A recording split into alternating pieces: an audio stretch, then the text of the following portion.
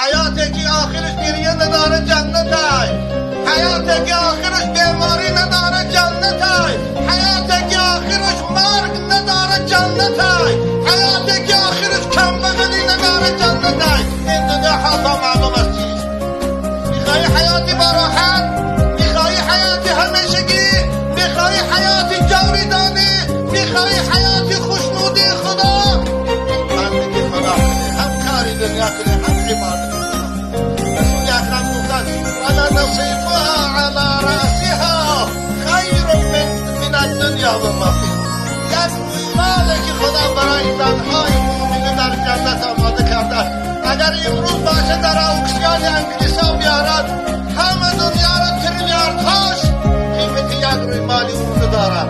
ای برای شما خواهر عزیز، ما در قیامتی وقتی که بندگی خدا کنه و از به حیای حق